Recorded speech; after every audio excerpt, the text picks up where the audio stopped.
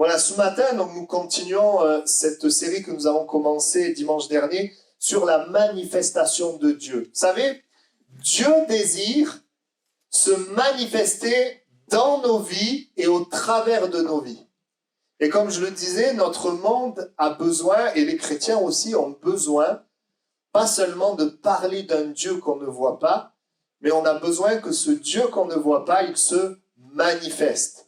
Vous avez montré, vous êtes tous assis, mais pour le moment, vous ne vous manifestez pas, vous écoutez. Celui qui se manifeste, c'est moi, je suis en train de parler. Mais si d'un coup, je demandais à l'un d'entre vous de se lever, de parler, il y aurait la manifestation. On vous verrait faire quelque chose ou parler. Et voyez, Jésus, on ne veut pas qu'il soit silencieux dans nos vies. On ne veut pas qu'il soit à rien faire, mais on veut le voir agir et on veut le voir dans nos vies, on veut le voir dans nos réunions. C'est pour ça qu'on prie, pour ça qu'on se tient devant Dieu, parce qu'on veut le voir parler, agir. J'aimerais rappeler ce matin, on va lire la Bible dans quelques instants, que la manifestation de Dieu, Dieu ne va pas se manifester en faisant n'importe quoi. Dieu va toujours se manifester en fonction de qui il est et conformément à ce qu'il est. Vous êtes d'accord? La manifestation de Dieu est liée à ce qu'il est. Et qui est Dieu? Dieu est amour. Dieu est juste. Dieu est saint. Dieu est paix. Dieu est puissant. Dieu est joie. Dieu est sage. Donc la manifestation de Dieu va toujours être empreinte de ces choses-là. De sagesse, de sainteté, d'amour, de joie, de paix. Et donc, quand on dit que Dieu se manifeste, qu'est-ce qu'il fait? Il peut nous remplir de son amour, il peut consoler, il peut guérir, il peut délivrer, il peut fortifier, il peut sauver, il peut sanctifier, il peut secourir, il peut parler, il peut faire tout cela. Et c'est ce qu'on veut qu'il fasse, parce que Dieu veut plus se manifester que nous le voulons. Amen. Comment ce Dieu peut se manifester dans ma vie? Je rappellerai, l'Écriture nous dit que le péché est un obstacle à la manifestation de Dieu. Mais Dieu a envoyé une solution. Donc, si Dieu n'avait pas envoyé de solution, la Bible dit nous mourrions dans notre péché. Nous sommes morts dans notre péché.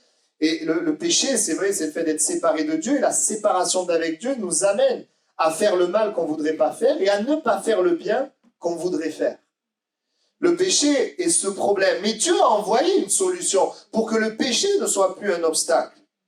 Et je dirais que le péché est un obstacle à la manifestation de Dieu, et en même temps, le péché fait qu'on a besoin de la manifestation de Dieu. Qui a plus besoin que le pécheur? On en a besoin. Parce que le fait d'être séparé, d'être, dans le mensonge, d'être dans les relations brisées, etc., on a besoin de Dieu. Et donc le Seigneur, et je le rappelle peut-être pour certains d'entre nous, il a envoyé une solution. Cette solution, elle règle le problème du péché, qui fait que le péché n'est plus un obstacle entre Dieu et nous, et que Dieu peut donc se manifester dans notre vie. Quelle est cette solution? Cette solution, c'est une personne, cette solution, c'est une œuvre. La personne de Jésus est l'œuvre de la croix. Jésus qui donne sa vie sur la croix, c'était pas un accident, c'était pas une histoire qui a mal tourné. Non, Jésus dira, je donne ma vie.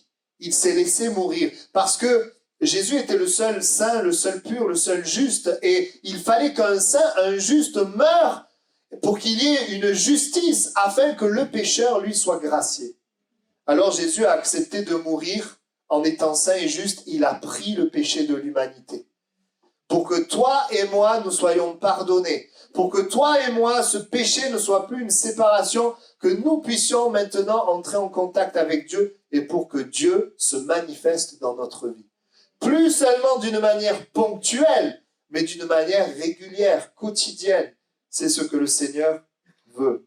Amen. Et donc, quand Jésus meurt sur la croix, et nous parlons de sa mort, mais nous sommes obligés, c'est important, de parler de sa résurrection, parce qu'en prenant le péché, il est mort, mais il est ressuscité. Par sa résurrection, il montre qu'il a pris le pouvoir, autorité, il a vaincu la mort, il a vaincu le péché. Et ça, c'est important. Et l'Écriture dit qu'alors que nous croyons en lui, nous les pécheurs, nous recevons une nouvelle nature. Nous recevons un esprit, notre esprit est régénéré, un esprit nouveau, et son esprit vient habiter dans notre esprit. de telle manière à ce que nous pouvons maintenant voir Dieu se manifester. C'est ça toute la différence avec une religion, où la religion, c'est l'homme qui essaie de faire des efforts pour atteindre Dieu, mais il a l'impression que Dieu ne l'atteint jamais. Parce que l'évangile, c'est, je le répète, Dieu qui vient vers nous, ce sont des choses que vous avez l'habitude d'entendre. On a vu la dernière fois, j'ai fait une distinction entre la présence de Dieu qui se manifeste dans ma vie et la présence de Dieu qui se manifeste au travers de ma vie. C'est-à-dire que Dieu veut se manifester dans ta vie. Il veut amener tout ce que Dieu est, il veut que tu le vives. Il veut amener la paix, il veut amener la joie, il veut amener la sainteté, il veut amener la puissance, il veut amener la grâce, la provision. Tout ce que tu trouves au ciel, Dieu veut l'amener dans ta vie. Et donc, c'est sûr que quand tu rencontres Jésus, mais c'est merveilleux parce qu'on était prisonniers du péché, certains dans des addictions, d'autres dans des relations brisées, d'autres dans la maladie, d'autres des blessures, enfin, toutes sortes de choses. Et même comme des témoignages comme le mien, moi personnellement, j'avais pas de gros problèmes, j'avais tout ce que je voulais matériellement, mais j'avais un vide dans mon cœur.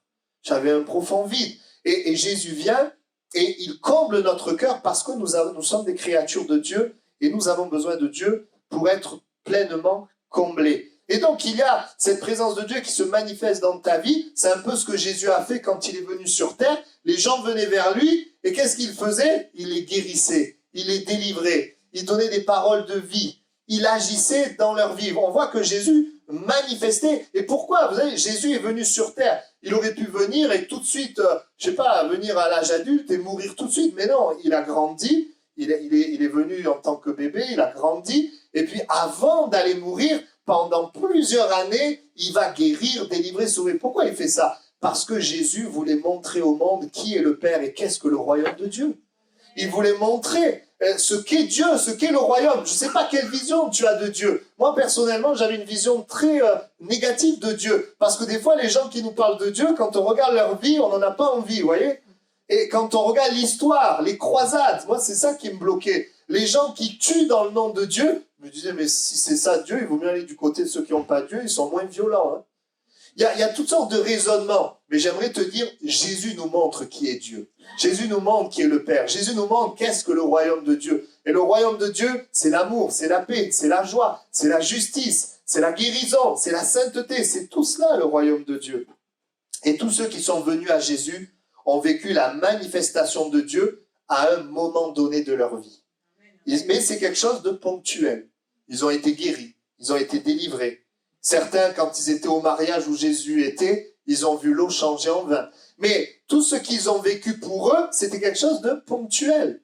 Ça n'a pas duré. Et ça, c'est une première chose. La présence de Dieu se manifeste dans notre vie parce qu'il se révèle à nous, parce qu'il nous montre son amour, parce qu'il nous aime. Mais le désir de Dieu, c'est que cette manifestation, elle ne soit pas juste ponctuelle, mais elle puisse continuer.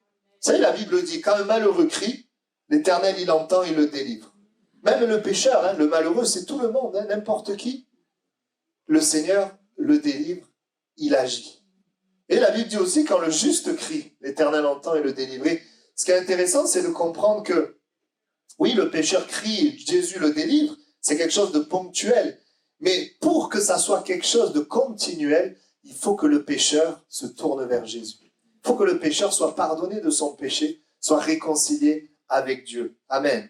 Et donc, il y a cette deuxième dimension, on en a parlé, cette présence de Dieu, une fois qu'elle est venue restaurer ta vie, une fois que le Seigneur Jésus est venu te sauver, il y a plus ce problème de peur après la mort. Tu sais que si tu meurs, tu vas avec lui, c'est la plus grande des choses.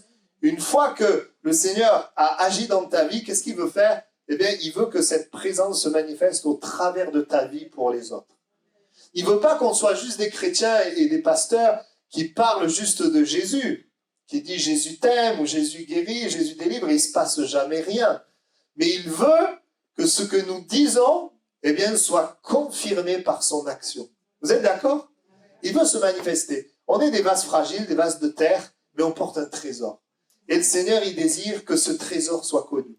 Et le Seigneur permet que nous, les chrétiens, on n'est pas dans les hauteurs, on n'est pas épargnés, il y a des difficultés, des combats. C'est ce qui nous permet aussi d'apprendre à compter sur Dieu, de comprendre les gens, d'aimer les gens et de partager aussi la bonne parole du Seigneur à ceux qui nous entourent. Amen. Alors, on a vu au travers de nos vies, si nous voulons que le Seigneur nous utilise comme des instruments, on a parlé de l'importance de se consacrer et d'obéir à Dieu. Vous voyez, quand vous regardez Jésus, c'est l'exemple pour nous. Jésus, il était obéissant. L'Écriture dit, Jean 8, 28, il ne faisait rien de lui-même. Oh, c'est haut, hein, le niveau. Qui peut dire, est-ce que moi je peux dire, je fais rien de moi-même? Oh là là, je suis loin de pouvoir dire ça. Jésus ne faisait rien de lui-même, il parlait selon ce que le Père lui enseignait. Jésus était un exemple d'obéissance. D'ailleurs, un texte dit qu'il a appris l'obéissance aussi, par les choses qu'il a souffert. C'est un exemple d'obéissance. Et Jésus, c'était aussi un exemple de consécration. Il n'est pas venu sur la terre, excusez-moi, avec le respect que j'ai pour Jésus, pour faire la fête ou pour faire des trucs pour lui. Il est venu sur la terre, il le dit, Hébreux 10, 7 à 9, je viens pour faire ta volonté. C'est un exemple. Donc, c'est pas étonnant que le royaume, l'Esprit de Dieu ait agi au travers de Jésus pour les gens qui étaient autour de lui. C'est l'exemple parfait, parce qu'il vivait vraiment la plénitude. On a reçu la plénitude, mais nous, bien souvent, on est dans la chair, et donc il y a des obstacles à cette manifestation. Obéissance et consécration. Me donner, la Bible dit, offrez vos corps comme un sacrifice vivant, qui sera de votre part un culte raisonnable. Si nous désirons que Dieu utilise nos vies, qu'il y ait cette onction, eh bien, devons nous consacrer à lui. Seigneur, tu es celui qui fait vibrer mon cœur. C'est pas la Coupe du Monde qui va commencer. C'est pas peut-être mon entreprise ou gagner de l'argent. C'est pas les futures vacances, futurs endroits où je vais aller. Non, ce qui fait vibrer mon cœur, c'est toi. Ce qui t'empêche pas de regarder la Coupe du Monde, de partir en vacances et de faire tout le reste. Mais mon cœur est réfléchi, est passionné, est tourné vers le Seigneur. Quand tu vis cela, réellement, le Seigneur peut t'utiliser d'une manière particulière. Et on l'a vu la dernière fois, si vous n'étiez pas là, vous pouvez écouter ce qu'on a partagé. On voit que pour Jésus, la manifestation de Dieu n'était pas quelque chose de ponctuel, mais de continuel. Jésus continuellement manifestait le royaume de Dieu. Chaque fois que quelqu'un venait, vous lirez la Bible et vous verrez, il n'y a pas une personne qui est venue vers Jésus, qui est repartie juste avec des paroles ou avec rien. Ils sont toujours repartis avec une action de Jésus ou une parole vivante, quelque chose de vivant. Après, il est vrai que quand Jésus a parlé, il y avait des gens qui écoutaient, leur cœur n'était pas disposé. Ces gens ne venaient pas vers Jésus, ces gens du coup ne recevaient rien. Parce qu'il y a aussi l'importance du terrain, de notre cœur. C'est aussi quelque chose qu'il faut souligner. Et puis, avant de commencer le message, j'aimerais dire, pour tous ceux et celles qui ont donné leur vie à Jésus, qui se sont engagés à suivre Jésus, ceux qui peuvent dire en vérité, Jésus est mon Seigneur et mon Sauveur, en vérité. Parce qu'on dit, il est mon Seigneur, on dit Seigneur, Seigneur, mais des fois, il n'est pas vraiment mon Seigneur, parce que je n'écoute pas ce qu'il me dit. Il est mon Seigneur. Pour ceux qui peuvent dire, il est mon Seigneur et Sauveur, j'aimerais juste vous rappeler, c'est une parenthèse, mais je ne pouvais pas ne pas la mettre dans ce message, que même quand Dieu ne se manifeste pas, il est là. Amen, ça c'est important. Que même quand tu ne le vois pas se manifester, il est avec toi. Jésus a dit, je suis avec vous, mais il parle à qui? Il parle à ses disciples. Je suis avec vous tous les jours jusqu'à la fin du monde. Et il y a, c'est vrai, je dois le reconnaître, pour l'avoir vécu, il y a, c'est vrai, des temps de silence de Dieu. Il y a des temps, parfois, des saisons qui sont moins agréables que d'autres. C'est pas toujours facile. Mais si le silence de Dieu ou la saison, elle dure 4 ans, il faut peut-être te poser une question. Parce que notre Dieu, il est vivant. Et il a toujours une réponse, une parole. Il a toujours une solution, une voie pour nous. Et ça, c'est important. Nous sommes ses brebis. Et c'est le psalmiste qui dira, quand je marche dans la vallée de l'ombre de la mort, eh bien, tu es avec moi. Amen. On est des fois dans des moments difficiles, mais Jésus nous promet d'être avec nous. Dieu, dans ce texte, Dieu est avec nous. Et à cause du fait qu'on est les brebis du Seigneur, nous sommes les enfants de Dieu, qu'on le voit ou qu'on ne le voit pas, qu'on le sente ou qu'on ne le sente pas, il est là. Amen. Mais ça ne nous empêche pas de vouloir qu'il se manifeste. Est-ce que nous comprenons? La volonté de Dieu est notre besoin, malgré tout, et que sa présence se manifeste. Alors, je pose la question, comment puis-je permettre à Dieu de plus se manifester dans ma vie, au travers de ma vie? Bon, dans ma vie, on l'a vu, il faut venir à Jésus. Viens à Jésus et Dieu se manifestera dans ta vie. C'est aussi simple que ça. Venez à moi, vous tous qui êtes fatigués et chargés, je vous donnerai du repos. Maintenant, j'aimerais m'arrêter sur le fait comment il peut se manifester aussi au travers de ma vie, au travers de moi. Voir sa puissance, sa sainteté, sa bonté, sa paix, sa joie, sa victoire, mais dans ma vie certes, mais aussi que je puisse communiquer cela autour de moi. Alors non pas moi, mais Dieu au travers de moi. Comment cela est possible? Nous allons voir, nous allons avoir quelques dimanches, nous allons prendre certains points qui sont importants et qui nous sont donnés par la parole de Dieu. Avant de venir au point qui est celui de ce matin, j'aimerais montrer, parce que parfois des gens disent, peut-être que vous l'avez dit, « Ah, qu'est-ce que j'aurais aimé, moi, être au temps de Jésus ?» Alors moi, personnellement, non, je n'aurais pas aimé être au temps de Jésus quand je vois tout ce qui se passait. C'est vrai qu'aujourd'hui, c'est difficile, mais avant, c'était difficile aussi, c'était peut-être différent. Mais certains auraient préféré, auraient voulu connaître Jésus, c'est vrai, physiquement, être avec lui. C'est vrai que moi, j'aurais bien aimé entendre ce qu'il dit. Et on pourrait se dire, mais qu'est-ce qu'ils ont de la chance, les disciples qui étaient avec Jésus. Mais en réalité, c'est pas ce que Jésus dira. Jésus dira, c'est plutôt avantageux que je m'en aille. Et c'est plutôt avantageux parce que quand j'étais... Alors ça, c'est pas lui qui le dit, c'est moi, mais quand Jésus était sur terre, il était limité puisqu'il était dans un corps physique. Il ne pouvait pas être partout à la fois. Et donc, ceux qui étaient avec lui, ils étaient bénis, mais une fois qu'ils n'étaient plus avec lui, c'était terminé. Mais Jésus dira, ça vous est avantageux parce que quand je vais partir, je vais vous envoyer quelqu'un. Et ce quelqu'un, il va habiter en vous, il sera en chacun de vous.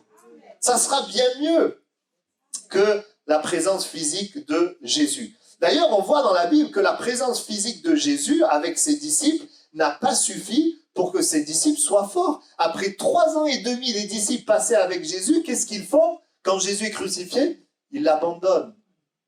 Et pourtant, on pourrait dire, mais Jésus, tu les as abandonnés. Non, Jésus leur avait dit les choses.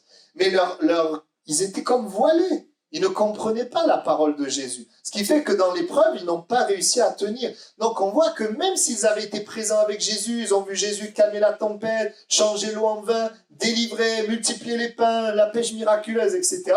Même s'ils ont vu tout ça, c'est pas ça qui les a rendus forts. C'est pas ça qui les a rendus forts, puisque ils l'ont abandonné. Amen. Alors, c'est pas la présence physique de Jésus, c'est pas non plus le fait de naître de nouveau seulement. Vous voyez, parfois on pense que si je me donne à Jésus, alors automatiquement, Dieu va se manifester. Pas forcément. Pourquoi? Parce que nous sommes dans un corps de chair. Et parce que naturellement, si vous ne faites rien, c'est la chair qui se manifeste. Et la Bible dit, on le voit dans la parole de Dieu, vous savez, à un moment donné, Jésus, il va donc ressusciter et il va aller chercher ses pauvres disciples qui allaient pas bien. Il va les chercher. La Bible dit que les disciples, ils sont enfermés dans un lieu, ils sont dans la peur, ils ont la crainte des Juifs.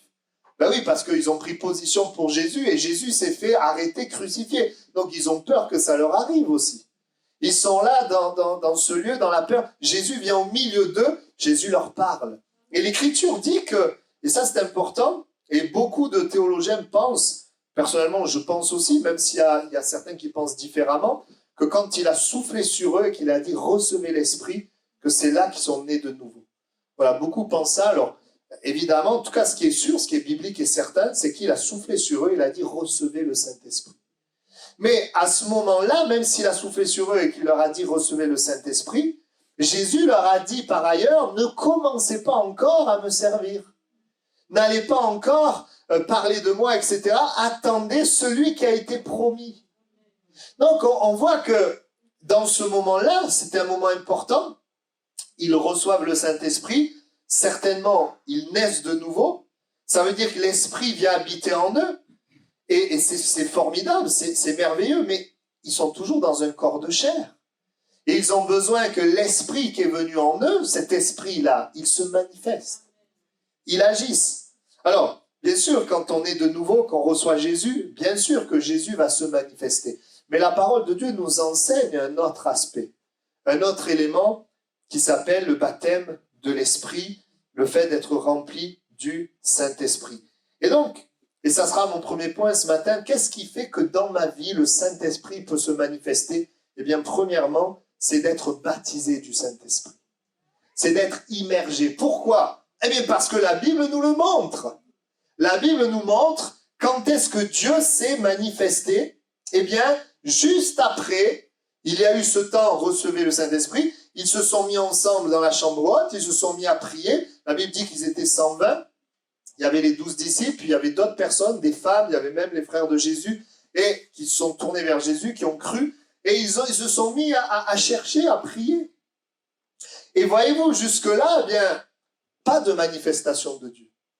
Mais lorsque dans cette chambre haute, à la Pentecôte, au bout de 10 jours, ils ont été baptisés du Saint-Esprit, à partir de là, va commencer une série de manifestations de Dieu. Et j'aimerais vous les citer, parce que vous réalisiez tout ce qui se passe. Et ce matin, j'étais là, j'avais pas prévu de prêcher sur le baptême du Saint-Esprit. Moi, je voulais juste prêcher, je dis, Seigneur, je suis allé comme un enfant, un étudiant, Seigneur, je veux voir dans la Bible, qu'est-ce qui fait que tu te manifestes?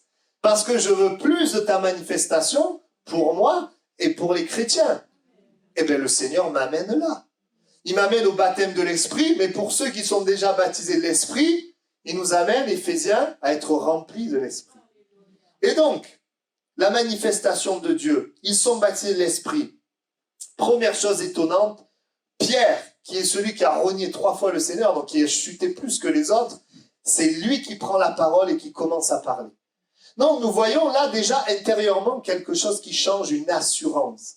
Personnellement, ça fait des années que je sers le Seigneur et à chaque fois qu'il y a des gens baptisés de l'Esprit, 75% des personnes, je vois cette assurance. Je les vois, par exemple, prier à voix haute au culte, alors qu'on ne leur a rien dit. Parce qu'il y a quelque chose qui se passe à l'intérieur.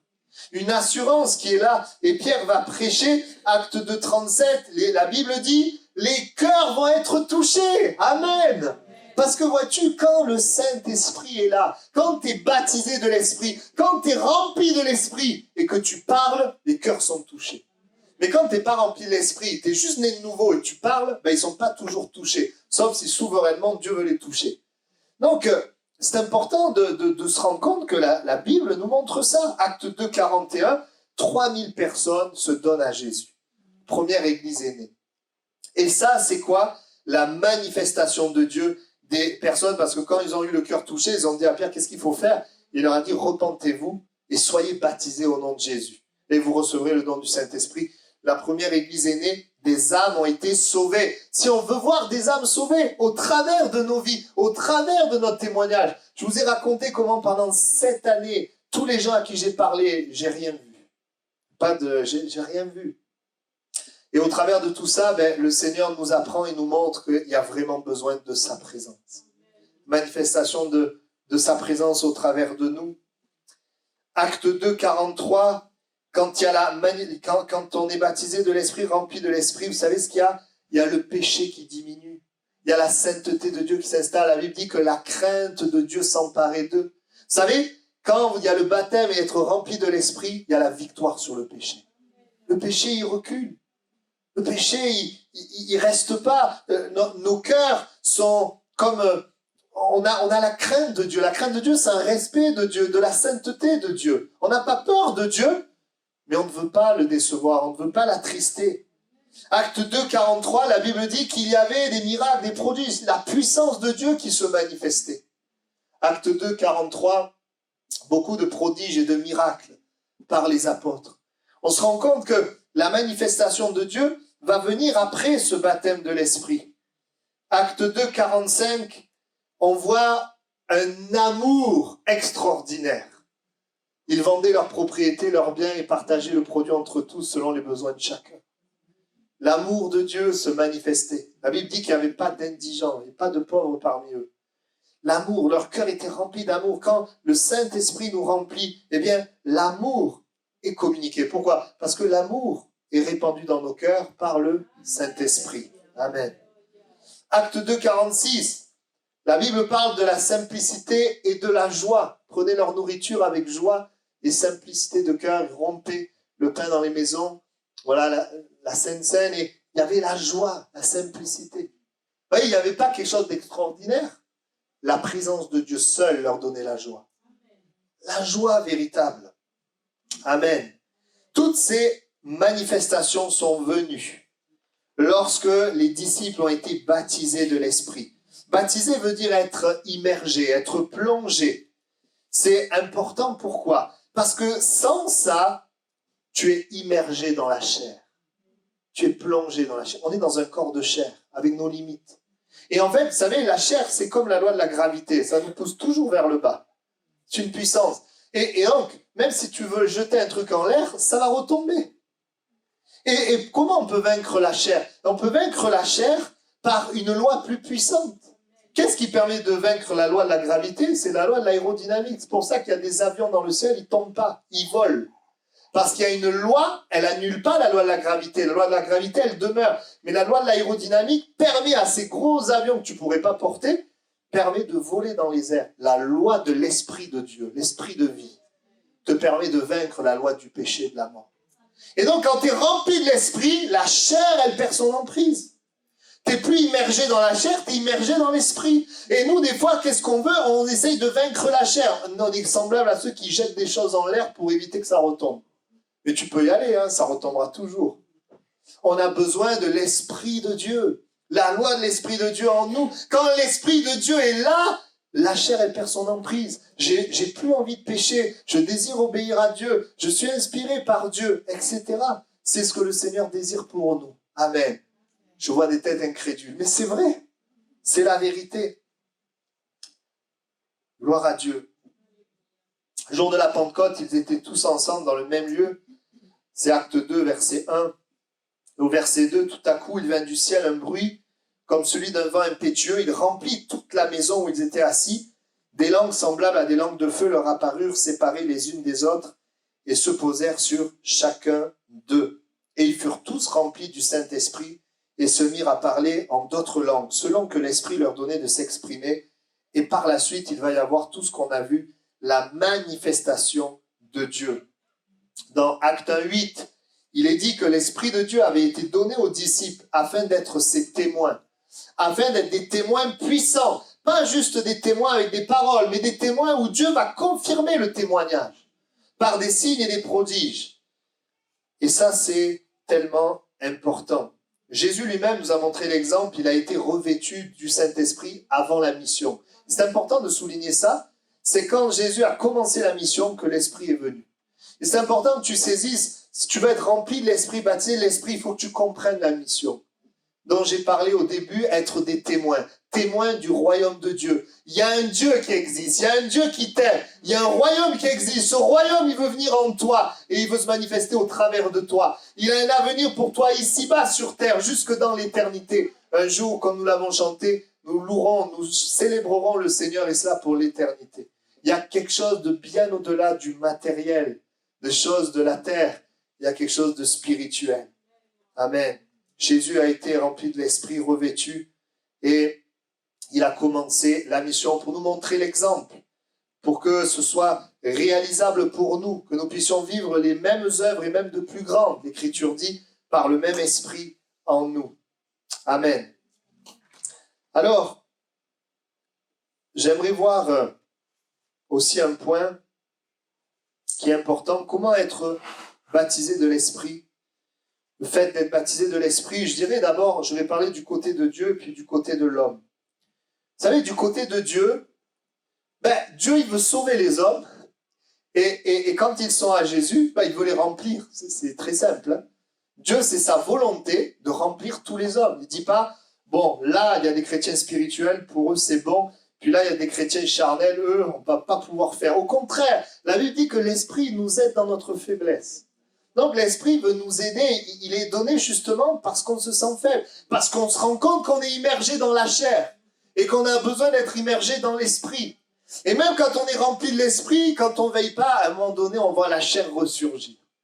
Une parole en colère, de la jalousie, du mensonge, des choses peuvent ressurgir comme ça. Des fois, on a besoin d'être rempli de l'Esprit. Alors, qu'est-ce que le Seigneur fait? Et je dirais que bibliquement, on voit que même si Dieu est souverain, il peut tout faire, on se rend compte qu'il a soufflé sur eux, il leur a dit recevez l'Esprit, et après ils ont été baptisés de l'Esprit.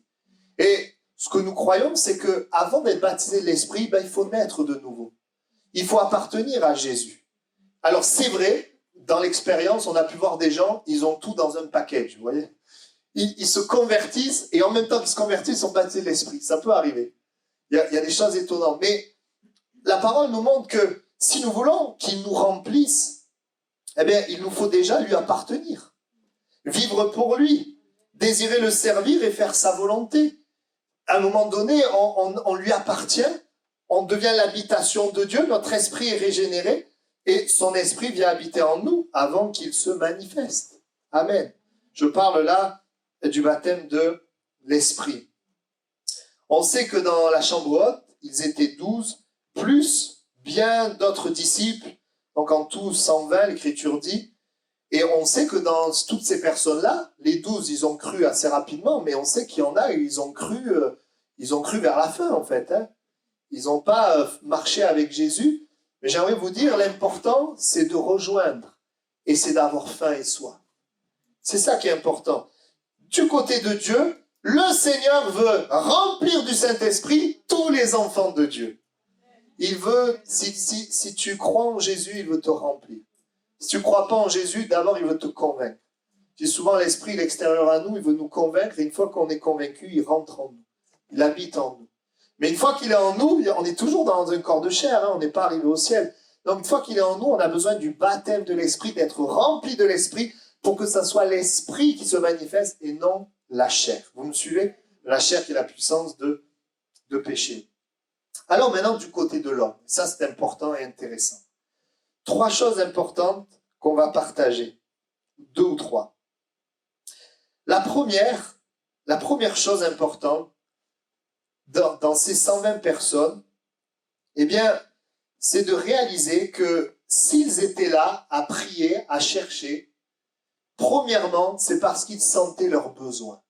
Et ça, c'est important. Vous voyez, je vais prêcher ce matin, je vais prier, et Dieu va le faire, mais pour ceux qui ressentent leurs besoins. Si je ne sens pas le besoin, je ne peux pas l'être. Moi, je crois qu'il n'y avait pas seulement 120 personnes qui croyaient en Jésus, je pense qu'il y en avait plus que ça. Mais il y en a 120 qui ont été remplis, et pas plus que ça. Ceux qui ont été remplis, c'était ceux qui sentaient leurs besoins. Pourquoi je dis qu'ils sentaient leurs besoins? En tout cas, je ne peux peut-être pas parler de tous, mais je peux parler au moins des 12. Les 12, ils venaient d'abandonner Jésus. Ils venaient d'être bousculés dans leur confiance, dans leur foi. On peut penser même aux disciples d'Emmaüs qui étaient en train de partir parce qu'ils ne comprenaient pas la mort de Jésus. Ils espéraient que Jésus, il vienne établir un règne sur les Romains. Et je crois que si la parole de Dieu nous révèle ce raisonnement que ces disciples d'Emmaüs avaient, moi je crois que beaucoup avaient celui-là de raisonnement. Et c'est aussi une des raisons pour lesquelles beaucoup étaient déçus, ne comprenaient pas que le règne de Jésus, ce n'était pas un règne terrestre. Et donc, ils se retrouvent faibles. Ils se retrouvent ayant abandonné Jésus. On le lit dans Jean 20, 19. Le soir de ce jour, qui était le premier de la semaine, les portes du lieu où se trouvaient les disciples étaient fermées. Donc c'est le jour où Jésus est ressuscité. Ils étaient fermés à cause de la crainte qu'ils avaient des Juifs. Ils sont dans un état de crainte. Ils ne sont pas dans un état de force, dans un état de fragilité. Ils sont dans un état même d'incompréhension. Et ils sont là avec des besoins intérieurs. Vous voyez, ils n'ont pas tenu dans l'adversité. Ils sont là dans l'échec. Ils ont échoué. Ils n'ont pas tenu dans l'adversité. Ils ont aimé Jésus et face à une servante, Pierre, il a renié. Donc, on peut s'identifier. Est-ce que nous, on se sent des super chrétiens, super forts? Je ne pense pas, honnêtement. Peut-être à l'église, mais en dehors, non. Non, on a connu des échecs. On se sent fragile. On lutte avec des craintes. On lutte avec des peurs. On lutte avec des choses à l'intérieur de nous. On a besoin de force. On se sent faible. Mais la bonne nouvelle, bien aimé, Matthieu 5, 3. Heureux les pauvres en esprit, car le royaume des cieux est à eux. Heureux les pauvres en esprit. Si tu sens ton besoin du Saint-Esprit, si tu vois cette puissance de chair détruire ta vie, tu vois les choses qui sont là, tu voudrais tellement changer et tu n'y arrives pas. Mais j'aimerais te dire, c'est déjà un premier pas de reconnaître que j'ai besoin d'être rempli du Saint-Esprit. Même si je connais Jésus, même si j'ai donné ma vie, j'ai besoin d'être rempli du Saint-Esprit. Vous voyez, Jésus, à un moment donné, il dira, le grand jour de la fête, où tout le monde boit et mange, il dira, si quelqu'un a soif, qu'il vienne à moi et qu'il boive. Ça veut dire que vous êtes en train de boire plein de choses, mais si tu as une autre soif, si tu as soif d'autre chose que toutes ces boissons, autrement dit, si tu souffres intérieurement, spirituellement, si tu as besoin, viens à moi et tu vas boire. Et de quoi il parlait là, Jésus? Il parlait du Saint-Esprit. Donc Jésus, il nous dit, si tu veux être rempli du Saint-Esprit, il faut que tu aies soif. Et tu as soif, quand tu as soif, c'est quand tu as un manque, tu as un besoin, tu as un manque d'eau, c'est pour ça que tu as soif. Si j'ai pas de manque d'eau, moi, vous savez, si j'ai un verre plein, je vais pas aller le remplir, c'est pas la peine, il est plein. Si mon verre est vide, je vais aller le remplir. Si ton cœur est vide, si tu réalises ton besoin spirituel, tu peux avoir de l'argent, tu peux avoir des relations, tu peux avoir toutes sortes de choses, mais un vide spirituel. Parce que tu vois, cette chair qui est là, le manque de Dieu, le manque de sa manifestation. Et ça, c'est la première chose importante de notre côté. Si tu reconnais ton besoin, eh bien, si tu reconnais ton besoin, alors c'est un premier pas pour pouvoir boire à la source. Amen. La deuxième chose, eh bien, vous allez voir, c'est simple. On peut très bien reconnaître notre besoin, se sentir faible et choisir de déprimer, ou choisir de nous plaindre, choisir de nous irriter, choisir de tourner la page et dire, allez, on va repartir, on va réessayer par nos propres forces. Et oui, c'est bien que tu reconnaisses ton besoin, mais qu'est-ce que tu fais maintenant que tu reconnais ton besoin? Est-ce que tu déprimes, tu t'enfermes chez toi, tu pleures en nourrissant des pensées de mort ou de plainte? Eh bien, le deuxième point, c'est qu'il nous faut croire de tout notre cœur. Il nous faut venir à la source. Il nous faut, une fois que, vous voyez, si quelqu'un a soif, c'est-à-dire qu'il souffre, qu'il vienne à moi et qu'il boive. Dieu dit, si tu as soif, ensuite, viens à moi. Et venir à lui, c'est quoi? La suite du texte nous le dit. Celui qui croit en moi, des fleuves d'eau vive couleront de son cœur. Venir à lui, c'est croire en lui. Parce qu'on ne le voit pas physiquement, mais venir à Jésus, l'action spirituelle qui est de venir à Jésus, c'est de croire en lui. Et c'est de croire qu'il veut me baptiser de l'Esprit, croire qu'il veut le faire pour moi. La majorité des personnes que je vois pas baptiser de l'Esprit, elles attendent que ça arrive, que ça tombe. Mais Dieu veut déjà le faire, il est déjà là à le faire. C'est comme si on attend qu'une source descende alors que la source, elle est déjà là. Et en fait, je prends souvent cet exemple, il y a une cascade, toi tu es là, envoie l'eau, envoie la pluie. D'ailleurs, on chante envoie la pluie. Bon, mais c'est vrai dans un sens, on veut dire qu'on veut une manifestation plus grande de Dieu. Il y a des temps où Dieu se manifeste de manière plus grande, c'est vrai. Mais en fait, la source, elle est là, la cascade, elle est là. C'est pas envoie l'eau, c'est plutôt toi, va sous la cascade. C'est-à-dire, toi, déplace-toi, c'est-à-dire, aie un acte de foi. Crois que le baptême de l'Esprit, c'est pour toi. Saisis. D'ailleurs, le grec lambano, quand il est dit recevez le Saint-Esprit, le grec lambano, c'est il saisir. Ils prirent. C'est-à-dire qu'à un moment donné, là tout à l'heure on va prier, j'aimerais vous dire, Dieu est là, le Saint-Esprit est là. Il ne s'agit pas d'essayer de supplier Dieu pour qu'il vienne, il est déjà là. Il s'agit plutôt que toi dans ton cœur, tu crois dans les paroles de Jésus. Quelles sont les paroles? 2 paroles sur lesquelles tu peux appuyer ta foi pour être rempli de l'Esprit. Parce qu'on est dans un monde avec beaucoup de chrétiens qui ne croient pas dans le baptême de l'Esprit. Et on ne leur jette pas la pierre, c'est des frères et sœurs en Christ, ils sont sauvés, ils aiment Dieu, Dieu se sert d'eux aussi, mais nous, on veut vivre la parole de Dieu. Quelles sont ces 2 paroles? La première, c'est celle que je viens de citer. Si quelqu'un a soif, qu'il vienne à moi et qu'il boive, celui qui croit en moi, des fleuves d'eau vive couleront de son cœur. Dieu dit, Jésus dit, qu'il vienne à moi et qu'il boive. Et pour boire, il faut ouvrir la bouche. Vous voyez? Il faut ouvrir la bouche. Et donc, quand Jésus, il veut te donner de l'eau, il ne va pas ouvrir ta bouche, c'est toi qui vas l'ouvrir. Vous comprenez?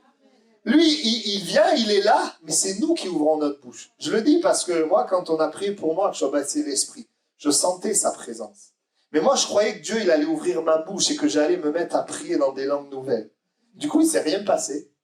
Jusqu'à ce que je comprenne, je crois, mais non, le Seigneur, il est là, c'est lui qui m'inspire. Et à un moment donné, dans la foi, eh bien, je me suis mis à parler en langue. Je peux vous assurer que je me souviens de ce moment où le Seigneur m'a rempli, c'était en 2001. Il m'a visité, il m'a béni.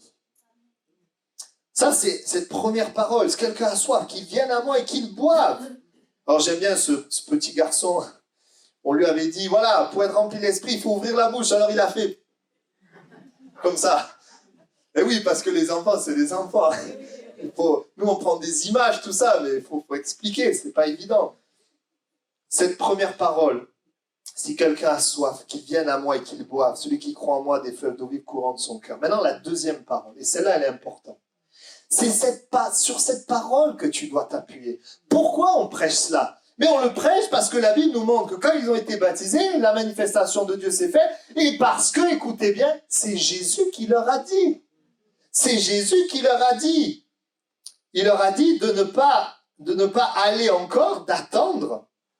Comme verset 4, acte 1, verset 4, comme il se trouvait avec eux, il leur recommanda de ne pas s'éloigner de Jérusalem, mais d'attendre ce que le Père avait promis, ce que je vous ai annoncé, leur dit-il. Jean a baptisé d'eau, mais vous, dans peu de jours, vous serez baptisés du Saint-Esprit. Sur quelle base ils sont allés prier dans la chambre haute? Sur la base de cette parole de Jésus. Parce que Jésus leur a dit, ils ont écouté Jésus. Et j'aimerais te dire, plein de voix vont s'élever pour ou contre le baptême de l'Esprit. Mais moi, je voudrais te dire, écoute ce que Jésus te dit. Cette parole n'était pas seulement pour les 12, mais pour tous les disciples qui allaient venir. Jésus, dans Jean 17, il prie pas juste pour les 12, il prie pour tous ceux qui croiront en lui. Et donc, quand tu es là et que tu vas être baptisé de l'Esprit, tu dois croire dans les paroles de Jésus. Amen. C'est parce qu'il l'a dit. Et ce que Jésus dit est la vérité. Amen. Il désire nous remplir de son esprit. Parce qu'il l'a dit. Et donc, la foi s'appuie sur les paroles de Jésus et permet de résister à des pensées de doute. Toutes sortes de pensées. Moi, le plus grand obstacle que je rencontre quand je prie pour des gens, c'est leurs pensées. Ils pensent qu'ils vont dire n'importe quoi. Ils pensent qu'ils vont répéter. Ils pensent que c'est pas vraiment ça. Ils pensent que Dieu veut pas leur donner. Et toutes sortes de pensées qui tournent. Mais moi, j'aimerais te dire, fixe ton attention sur Jésus, fixe ton attention sur ses paroles, crois dans ses paroles. Loue le Seigneur et sois baptisé du Saint-Esprit. Alléluia. Tout à l'heure, on va prendre un chant, 2 chants. On va louer le Seigneur. Et le Seigneur va baptiser du Saint-Esprit.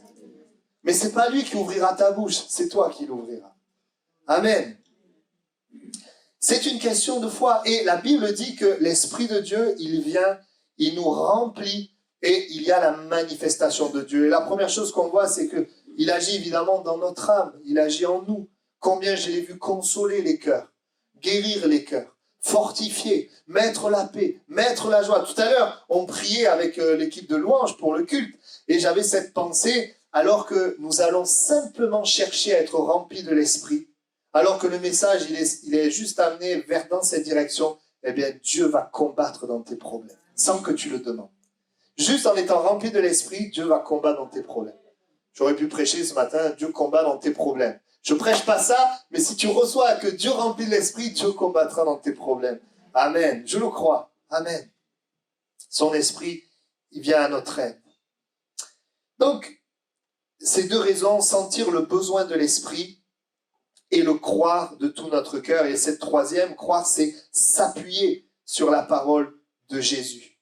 Je m'appuie sur ce que Jésus a dit. C'est lui qui m'a invité. Et j'aurais pu, je le fais pas, mais on aurait pu prendre plusieurs textes où Jésus parle de cela.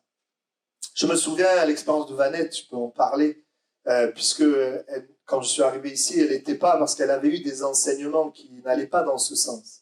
Et une fois, je me souviens, je l'ai visitée, et j'ai simplement apporté la parole. Et je me rappelle de ce qu'elle m'a dit, j'ai trouvé ça intéressant. Elle m'a dit, pendant que vous partagez la parole, il y a quelque chose de vivant qui se passe en moi. En fait, la foi est en train de se manifester. Pourquoi ? Parce que Vanette avait juste besoin de placer son attention sur la parole et pas sur les voix qu'elle avait entendues. Et lorsqu'elle a placé l'attention sur la parole, ben oui, la foi est montée, on a prié, elle a été remplie du Saint-Esprit. Parce que vois-tu, ce qui est important pour toi, c'est de croire ce que Jésus dit, c'est de croire la parole de Dieu. C'est pour ça que souvent, quand on fait des études sur ça, on dit de lire Jean 14, 15, 16, acte 1, acte 2, Luc 11, verset 11. C'est des textes importants qui nous montrent que Jésus veut le faire. Si méchant comme vous êtes, vous savez donner de bonnes choses à vos enfants. À combien de forte raison le Père donnera le Saint-Esprit à ceux qui le lui demandent. Si tu demandes du pain, il ne te donne pas une pierre. Des fois, on est là, Seigneur, baptise-moi l'Esprit, et tu ne crois pas que Dieu, il le fait. Mais il ne te donne pas une pierre. Tu demandes l'Esprit, il te donne l'Esprit. Après, crois et commence à le louer, à l'adorer, d'abord en français, et à un moment donné, alors ça dépend des gens. Il y a des gens qui se sentent poussés à prier en langue, mais il y a des gens qui ne se sentent pas poussés. À un moment donné, par la foi, ils le saisissent. Et ils sont baptisés de l'Esprit. Amen. Le baptême de l'Esprit, troisième point. Alors, c'est là, je ne suis plus du côté de Dieu, de notre côté. De notre côté, sentir le besoin de l'Esprit, croire et nous appuyer sur la parole. Maintenant, le troisième point, après avoir vu comment être rempli, j'aimerais simplement rappeler ceci. Le baptême de l'Esprit et être rempli de l'Esprit est quelque chose de normal pour ceux qui croient et pour ceux qui croyaient à l'époque des disciples. Parce que nous, on lit l'expérience de la flamme de feu, le vent impétueux, on se dit, oula, nous, on n'a pas de vent impétueux, on n'a pas de flamme de feu. Mais cette expérience, c'était le tout début, en fait. Au tout début, c'était quelque chose d'assez, c'est vrai, extraordinaire. C'est resté extraordinaire, mais quand on regarde dans les actes, on ne voit plus forcément la flamme de feu ou le vent impétueux, mais on voit que les croyants, les nouveaux croyants, eh bien, étaient baptisés de l'Esprit, étaient remplis de l'Esprit. Et on ne le fait pas souvent dans un message, en tout cas, moi, je ne l'ai pas souvent entendu, mais j'aimerais qu'on lise les textes où on voit que les disciples ont été baptisés de l'Esprit, pour qu'on se rende compte que ce n'est pas juste un texte comme ça, mais que c'était quelque chose à l'époque des actes qui se faisait et qui continue de se faire. Et dans l'histoire de l'Église, eh bien, on sait que Dieu a visité également son peuple. Même dans les moments de persécution, etc., l'Esprit de Dieu était répandu. Et quand il y a le baptême de l'Esprit, vous savez, il y a les dons de l'Esprit. Il y a beaucoup de dons qui se manifestent. Merci Seigneur. Alors, acte 8, verset 15-17. Ceux-ci, arrivés chez les Samaritains, prièrent pour eux afin qu'ils reçussent le Saint-Esprit, car il n'était encore descendu sur aucun d'eux. Ils avaient seulement été baptisés au nom du Seigneur Jésus. Vous voyez, on fait la distinction entre le baptême d'eau et le baptême de l'Esprit. Alors Pierre et Jean leur imposèrent les mains et ils reçurent le Saint-Esprit. Et là, on ne nous parle pas de la nouvelle naissance, là, on nous parle du baptême de l'Esprit.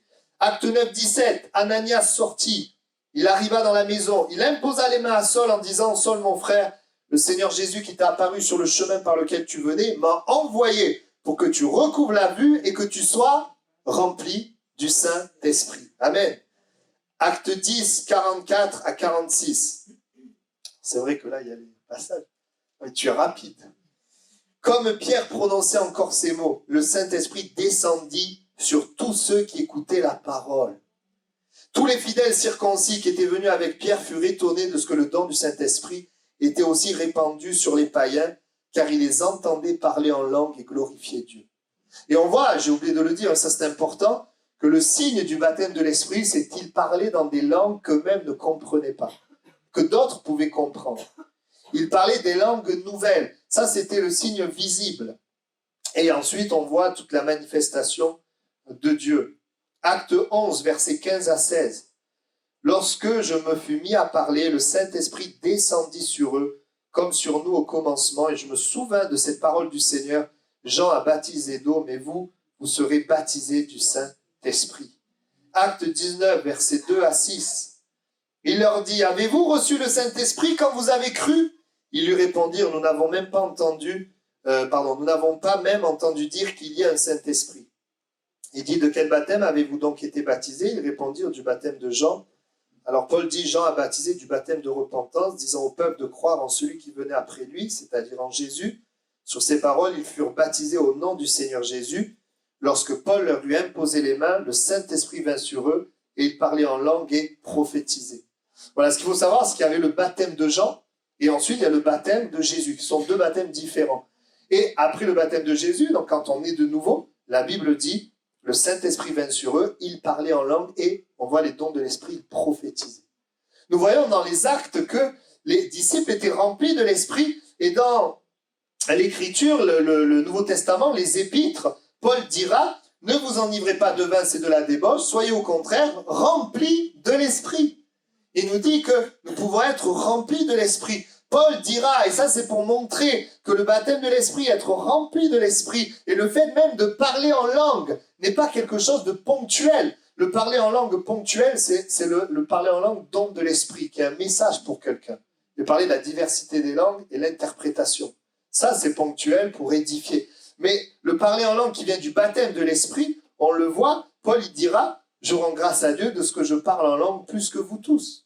Il dira, je parle en langue beaucoup, beaucoup, plus que vous tous. Alors, ce qui a amené la confusion, c'est que Paul, il traite du parler en langue, de la vie de l'Esprit. Dans le même chapitre, il parle des dons et il parle de la vie de l'Esprit personnel. Donc, il y a beaucoup de confusion à ce niveau-là. Mais la parole de Dieu nous éclaire. On voit même les disciples, pas seulement les disciples de Jésus, mais après, par exemple, sur Barnabas, il est dit de lui, Acte 11, 24, que c'était un homme de bien, plein d'Esprit Saint et de foi. Il était plein d'Esprit Saint. La même chose est dit d'Étienne dans Acte 6, verset 5. Donc, on voit que les disciples étaient remplis de l'Esprit. Donc, mon but, c'est pas de vous amener à essayer de lutter contre le péché, vous comprenez ce que je veux dire, mais c'est d'être rempli de l'Esprit pour être vraiment vainqueur sur le péché. Parce que si j'essaie de lutter contre le péché par mes propres forces, sans être rempli du Saint-Esprit, ben je vais à l'échec et au découragement. Nous avons besoin, c'est pour ça que l'apôtre dit, soyez remplis, il dit exactement, marchez selon l'Esprit, et vous n'accomplirez pas les désirs de la chair. Amen. La loi de l'aérodynamique et vous ne tomberez pas. La loi de l'esprit de vie et la loi de la gravité, vous serez au-dessus. Amen. Alors, bien aimés, certains sont baptisés de l'esprit, d'autres ne le sont pas. Le Seigneur, ce matin, il veut vous remplir, il veut vous baptiser, il veut vous renouveler. Pourquoi? Pour qu'il y ait la manifestation de Dieu. Amen. Je termine avec un point pratique. Point pratique. Comment être baptisé de l'Esprit de manière pratique? Je dirais, il ne suffit pas de dire Jésus Seigneur, Seigneur, mais de vouloir véritablement être son témoin. Ça doit être dans notre cœur. Quand on est de nouveau, on veut plaire à Dieu.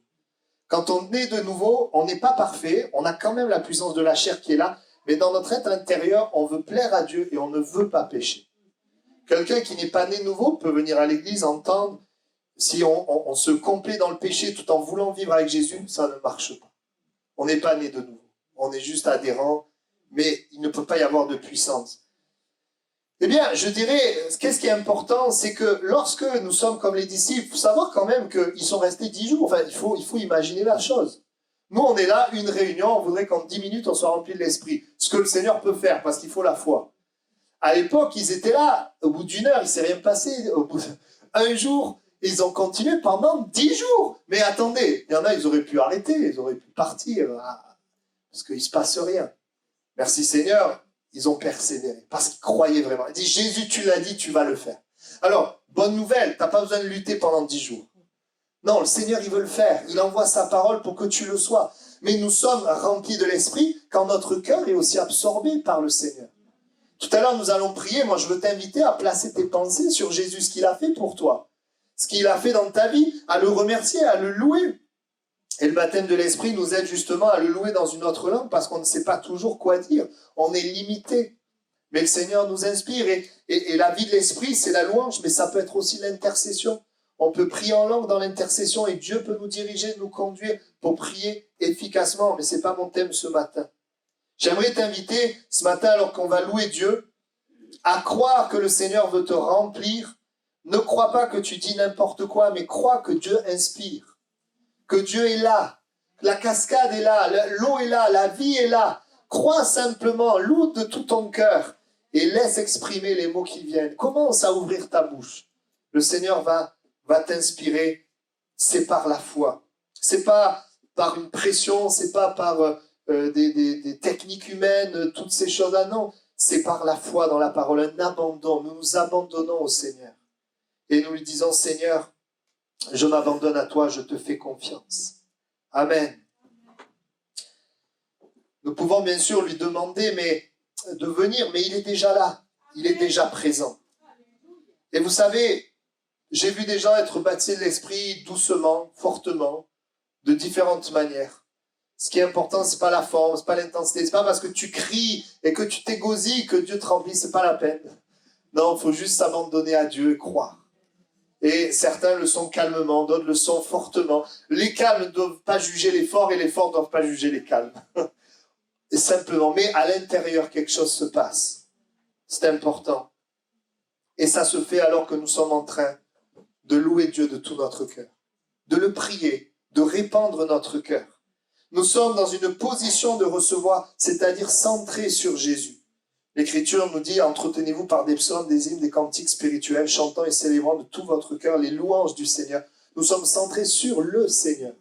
Et nous le louons, nous l'adorons, nous le chantons. Les chants sont un support pour être en communion avec lui. Amen. Je vais inviter le groupe de louanges à revenir.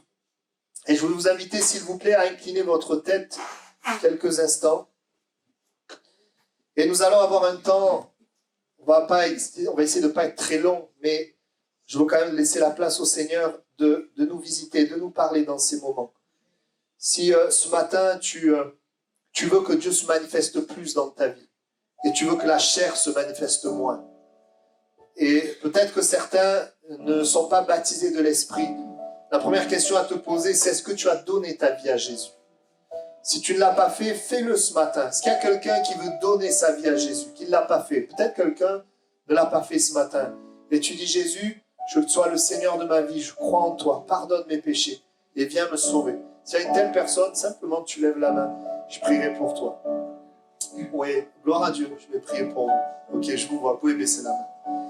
Puis si vous voulez aussi être baptisé de l'Esprit, si certains, vous ne savez pas, vous n'avez pas expérimenté se parler en langue, c'est le fait d'être rempli du Saint-Esprit que vous désirez l'être, eh bien, je vous inviterai tout simplement déjà à votre place à commencer à louer le Seigneur. On va avoir un chant et tout simplement à louer le Seigneur, à bénir le Seigneur avec vos mots et à lui dire, Seigneur, ce matin, je le reçois. C'est pas la peine de dire, Seigneur, viens, Seigneur, fais-le. Non, dis plutôt, Seigneur, je le reçois. Seigneur, tu es là. Seigneur, tu le dis, je le proclame. Après, si ça ne se fait pas, il peut y avoir des blocages, il peut y avoir des choses dans nos pensées. C'est des choses où là, vous pouvez prendre un rendez-vous, on peut en parler. Il y a des choses qui peuvent bloquer. Le manque de pardon peut bloquer, par exemple. Le manque de pardon, le fait de garder la haine, ça peut bloquer. Il y a des choses qui peuvent être un blocage. Mais si il n'y a pas ces blocages, ou l'incrédulité, le fait de rester dans nos doutes. Mais si eh bien, nous laissons ces choses au Seigneur, nous nous abandonnons, le Seigneur nous remplit. Si aussi vous avez besoin d'être ravivé, rempli de l'Esprit, eh nous allons prendre un chant et je vais vous inviter à louer le Seigneur. Et même, on est ensemble, mais en même temps, on est seul avec Dieu. On est en communion avec lui. Voilà, et je vais vous inviter simplement dans ce temps de louange à exprimer avec vos mots en français vos louanges à Dieu et à laisser le Seigneur vous visiter, vous remplir du Saint-Esprit. On a prié pour ce dimanche afin que Jésus baptise de l'Esprit. Amen. Est-ce qu'il y a des personnes qui veulent être baptisées de l'Esprit? Est-ce que vous pouvez lever la main s'il y en a qui veulent l'être? Ok, gloire à Dieu. Ok, super. Mais d'abord, vous pouvez baisser la main, vous allez rester à votre place et commencer à prier. Commencer à louer le Seigneur. On va ensemble prendre ce temps à adorer le Seigneur. On va accueillir le Saint-Esprit au milieu de nous. Et on va simplement mettre en pratique ces paroles. Bienvenue Saint-Esprit. Amen. Bienvenue Saint-Esprit. Nous sommes en ta présence. Revêt-nous de ta puissance. Viens et règne en nous. Tu es cette eau vive. Tu es cette eau vive. Source d'eau intarissable. Esprit de réconfort, viens et règne en nous. Tu es cette eau vive. Chante-le, tu es cette eau vive. Tu viens maintenant, Seigneur, et tu passes. Tu passes dans l'auditoire et tu remplis. Esprit de réconfort, viens et règne en nous. Amen. Ensemble, nous te célébrons. Est-ce qu'on peut lever nos voix tous ensemble? Louons et adorons Jésus. Élevons son nom, Seigneur, nous te louons. Et nous te bénissons pour la présence de ton esprit au milieu de nous. Viens prendre la place et remplis nos cœurs. Nous t'adorons, Jésus. Tu es le Maître, tu es le Roi, tu es le Seigneur. Merci d'avoir pardonné. Merci de nous avoir sauvés. Merci ce matin de venir visiter les cœurs. Nous avons besoin de ton esprit pour la manifestation de Dieu. Viens renouveler ce matin. Et que, Seigneur, les raisonnements laissent place à la parole de Jésus.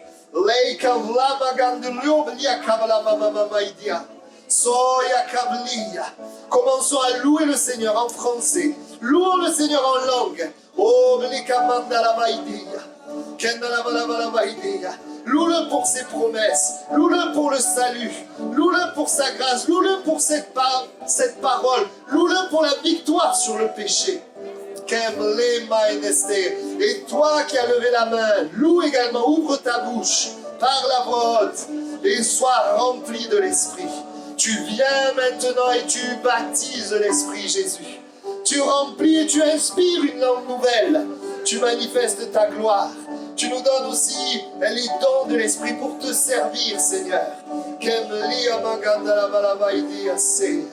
Nous nous abandonnons à toi. Nous venons avec nos échecs, avec nos défauts, avec nos limites. Mais nous disons, Seigneur, nous croyons en toi. Nous croyons que tu nous remplis, que tu nous visites. Alléluia. Merci, Jésus. Oublie un instant les gens autour de toi et commence à t'adresser à ton Jésus. Commence à lui parler. Pendant que la musique continue à jouer, continuons de louer le Seigneur. Que ce soit en français, que ce soit en langue. Louons le Seigneur. Dieu peut nous amener même à chanter en langue. Il est ce Dieu qui inspire. Il est ce Dieu qui visite, qui bénit. Amen. Commence à le louer. Commence à l'adorer. Alléluia. Pour ses bienfaits, pour qui il est, pour sa nature. Tu es bon, Seigneur. Amen. Alors, je vous souhaite à tous une bonne semaine remplie de l'Esprit. Et on se retrouve jeudi pour la réunion sur la fin des temps.